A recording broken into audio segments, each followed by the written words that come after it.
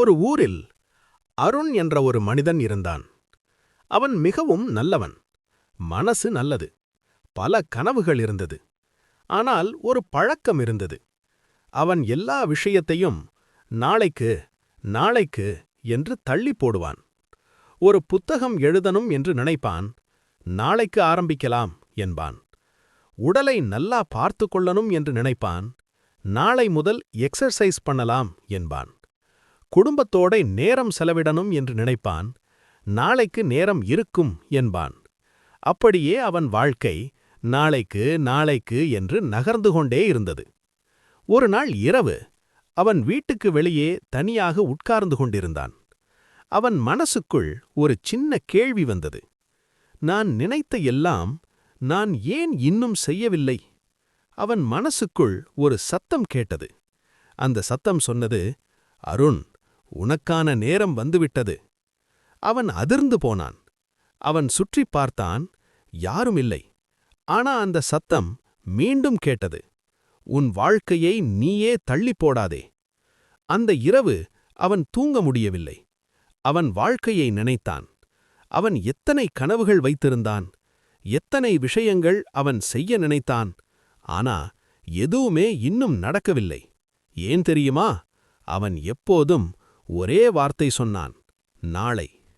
நண்பர்களே, இந்த நாளை என்ற வார்த்தைதான் நம்ம வாழ்க்கையில் மிகப்பெரிய திருடன். அது நம்ம கனவுகளை திருடுகிறது.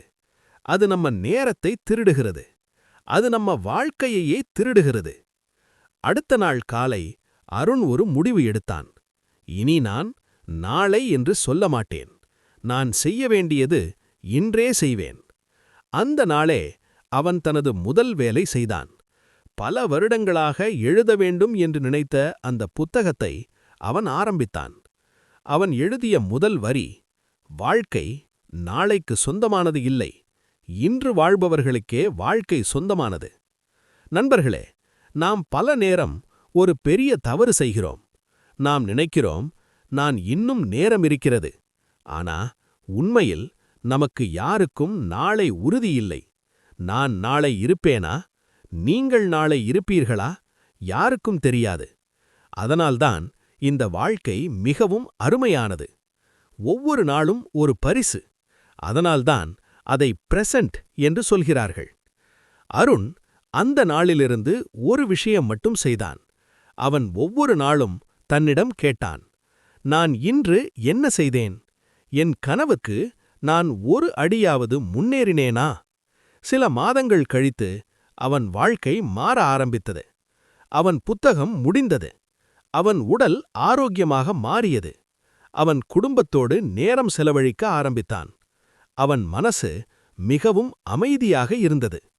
ஒரு நாள் அவன் மீண்டும் அந்த சத்தத்தை கேட்டான். அந்த சத்தம் சொன்னது, பார்த்தாயா அருண், நீ உன் வாழ்க்கையை நாளைக்கு தள்ளிப்போடாமல் இன்றே வாழ ஆரம்பித்தபோது உன் வாழ்க்கை மாற ஆரம்பித்தது. நண்பர்களே, இந்த கதை அருணின் கதை மட்டுமில்லை.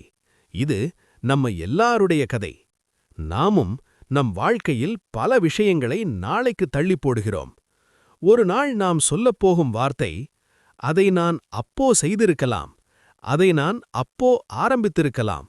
ஆனா அப்போ அது மிகவும் தாமதமாகியிருக்கும். அதனால்தான் இன்று நான் உங்களிடம் ஒரு விஷயம் மட்டும் சொல்ல வருகிறேன். உனக்கான நேரம் வந்துவிட்டது. நீ நினைத்ததை இன்றே செய்து முடி. நாளைக்கு அதை தள்ளி போடாதே.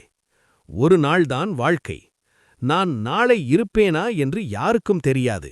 அதனால் நம்ம செய்ய வேண்டியது, நம்ம கனவு, நம்ம இலக்கு எதுவாக இருந்தாலும் இன்றே ஆரம்பிக்க வேண்டும். இன்று நீ ஒரு சிறிய அடியை எடு.